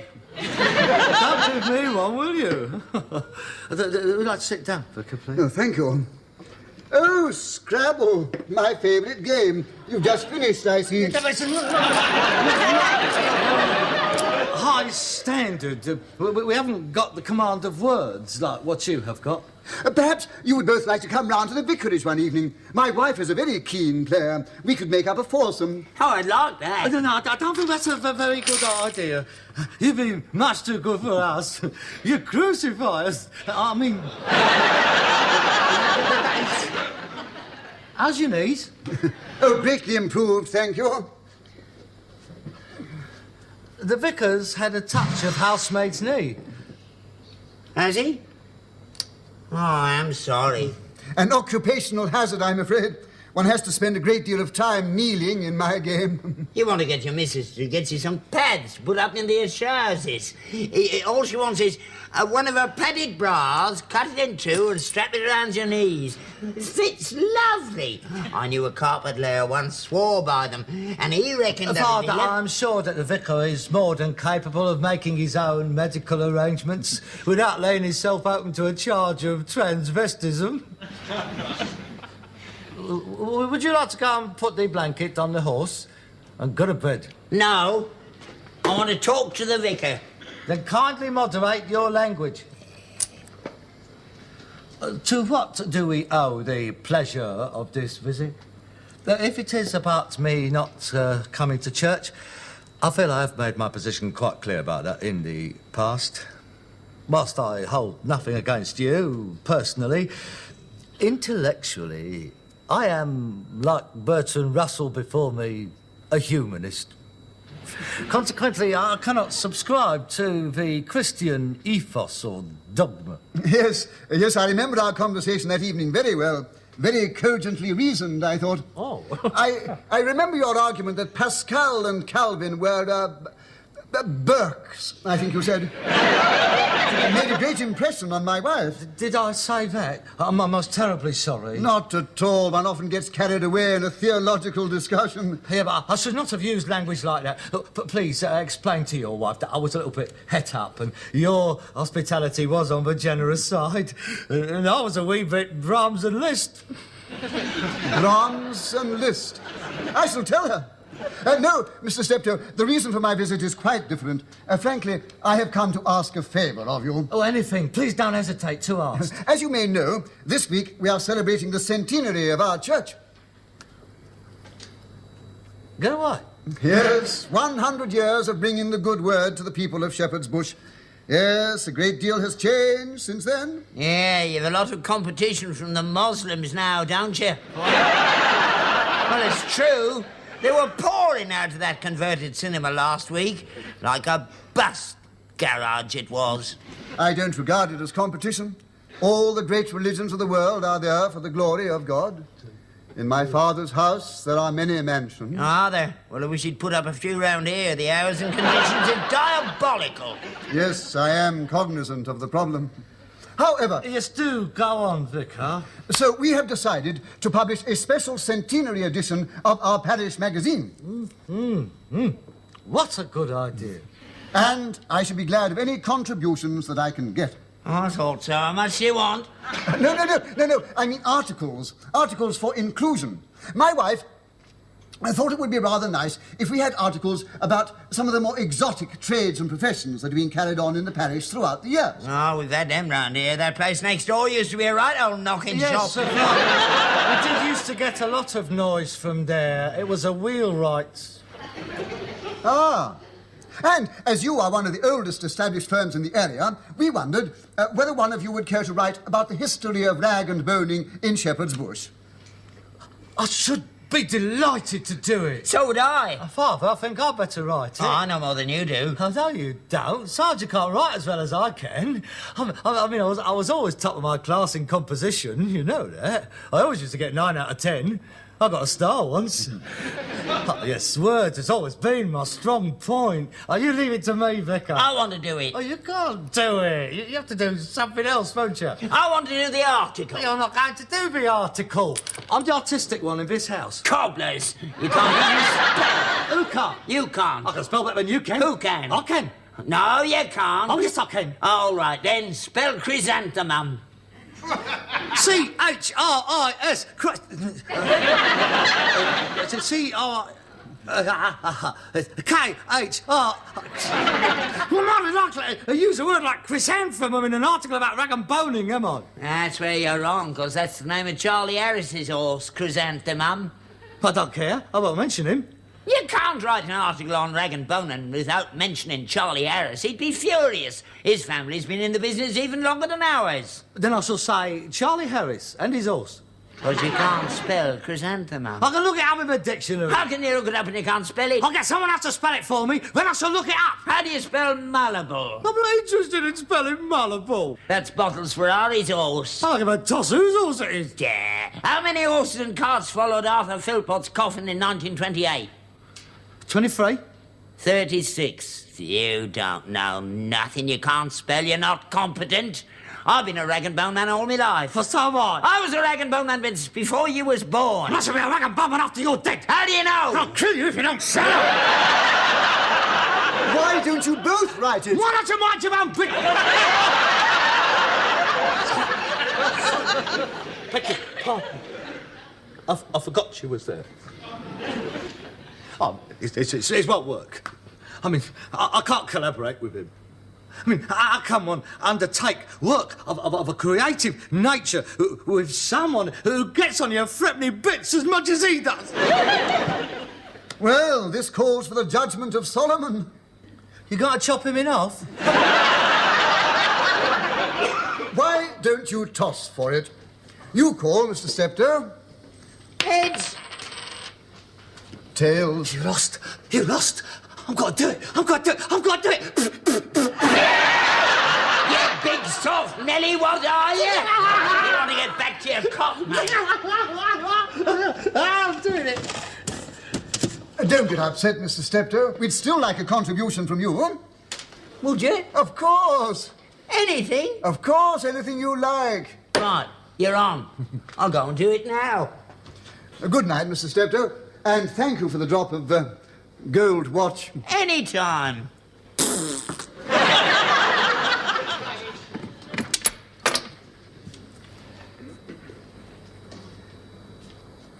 Well... Oh, I beg your pardon. I was composing. Allow me to see you out. Thank you very much. May I illustrate my article with photographs? Oh, yes, that would be delightful. Well, you karate with me, don't you? I'm so excited. Oh, that was splendid. I'm sure you're going to be most pleased with it. I shall indeed. Yeah. My teacher, she was always complimenting me on my literary effort. I was thinking of taking up journalism when I left school. But old misery guts there wouldn't let me. They won't let me do anything. Well, good night, Mr. Steptoe. I shall look forward to reading your article. Right, Vicar. Good night, Mr. Steptoe. Oh, yes. Pity the poor sailors and fishermen. Are they still out there? Good night, Mr. Steptoe.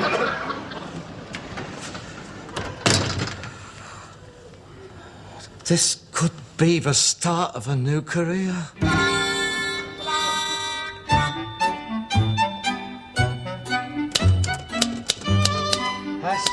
S-T-P-O. What a stupid place to put an R. Well, I don't just have A, B, C or everything else to make the best sense. That's stupid. What's all this rubbish? Oh, that is my research. Reference books, taped interviews and photographs. I have photographed and interviewed every totter within 2 miles. I don't mess about. When I do a thing, I do it properly. How much have you written? Mind your own business. You haven't started, have you? Having a bit of a struggle, are you? Don't you worry, it's all up here, mate. I know exactly what I'm going to write. It's just a question of getting it down, that's all. Flaubert had much the same trouble. He said that every word was like tearing the flesh from his body. You go away and do yours, go on. I've done it. You done it? Last week. What you done? Mind your own business. Well, it can't be much good if you've done it that quickly. It's probably extremely facile. Great works always takes a long time. 100 Years of Totting by Harold K. Steptoe. It'll be 110 by the time you've finished. A pale, wintry sun shone down out of an opalescent sky as a tired old cart horse... Yeah, well, in 1926, during the general strike, under my dad's leadership, we organised... That's Charlie Harris. ...to feed the general marchers en route, so to speak. Bleeding liar. Turn that thing off. Well, he's telling lies. I tried to organise that. He wouldn't give you the drippings off his nose. What else did he tell you? Oh, he gave me some marvellous material. It was wonderful, a human interest. All about how, when he got married, Charlie had nowhere to live. So he sent his dad to the pictures. And when he got back, his dad found that Charlie had put all his furniture out on a curb. The door was locked, and Charlie made his old dad go and live in the stable. Well, that's not true either. That was me and your grandfather. He's trying to get the credit for everything. That article is going to be a tissue of lies. All right then. I shall interview you and get your side of it. Say something into that, just so as I get a level. What'll I say? Anything. What did you have for breakfast this morning? Sausages, eggs and bacon. Sausages? Yeah. You said there weren't any sausages. Well, there weren't when I'd ate them. It was only 6 anyway. 6? I could have had 3 of them. I'm the one who does the work here. I'm entitled to go out with something inside of me of a morning. You greedy, gutted... Look, are you going to interview me or aren't you? I can't sit here all night arguing the toss with you. My time's valuable. I'm cooking the breakfast tomorrow morning, right? Testing. 1, 2, 3. Mary had a little lamb. His fleece was white as snow, and everywhere that Mary went, the lamb was sure to go. Yes, that's all right. 100 Years of Totting by Harold K. Steptoe. Interview number 26, Albert Steptoe. Mr. Steptoe, what are your earliest recollections of rag and boning in Shepherd's Bush? I'm not telling you. What is the point of having an interview if you aren't going to say anything? I ain't writing your article for you. I'm not asking you to. Oh, God, blimey. I mean, Boswell could hardly have written his Life of Dr. Johnson if every time Boswell asked Johnson a question, Johnson said, I'm not telling you. Now then, we'll start again. You're just trying to pick my brains. I shall pick them straight out of your ears in a minute. Now then. Oh, Mr. Steptoe, in your 70 years as a rag and bone man, you must have noticed many changes. Oh, yes, I have. Well? Well, what? What are they? Oh, we used to have trams in them days. Yes. And we haven't got them now. Are you trying to take the slash? No. Stop mucking about. It must have been very difficult driving an horse and a cart in those days. Oh, yes. Dangerous, too. I remember once I had a heavy load and I got me wheels caught in the tram lines at Marble Arch and I had to go the whole way to Putney Depot before I could turn round. Could not they have stuck a number 6 up the horse's backside, twisted the points and sent you all the way back to Shepherd's Bush? Are you calling me a liar? Yes! And if you don't take this seriously, I shall switch this machine off and fetch you a knuckle sandwich straight up the uter, all right? Tell me, Mr. Steptoe, bearing in mind that this is for a church magazine, consequently we don't want any filth. I realise that is placing you under an unfair handicap. Can you recollect any interesting incidents in your long and varied career as a rag and bone man? Oh, yeah. I remember when I was 7, my dad brought me a homing pigeon. Oh, that is nice. And then when we was hard up, I had to bring it down the market and flog it for a tanner. Oh, that is very sad. I flogged that pigeon 523 times before we was tumbled in. That's great! Great! That's exactly what I want. Have you got any more like that? Yeah. I remember another time during the Depression when I was trotting down the Goldorf Road and an old biddy came out of our crossroad and she said, hey, come over here. And I said,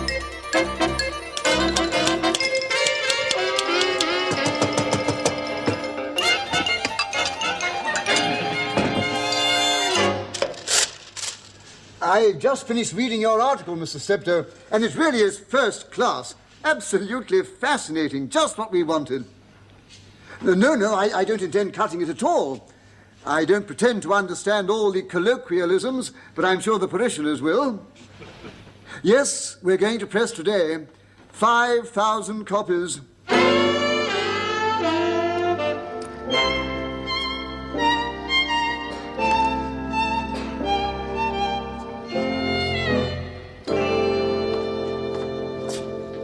Hello.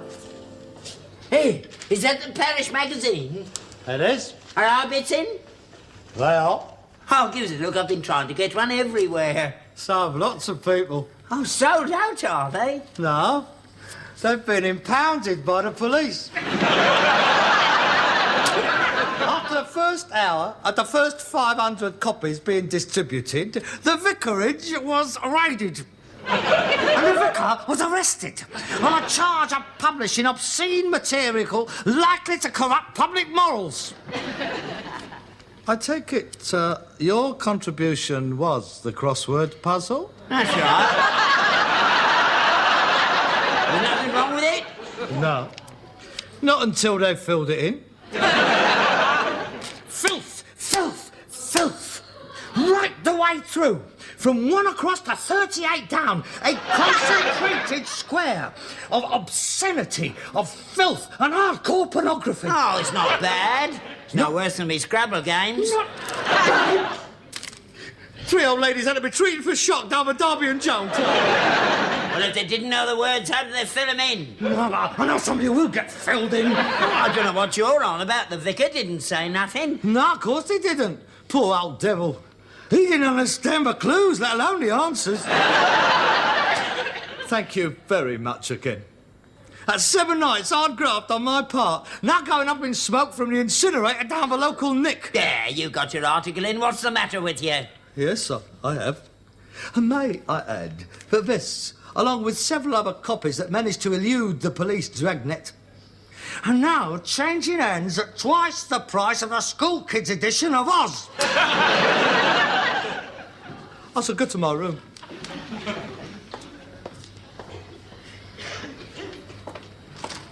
I've just got 3 things to say to you. What's that? 6 across, 13 across, and 28 down. Don't you dare use language Up your 14 across. I will not be spoken to like that. I'm your father. Not according to 16 down. You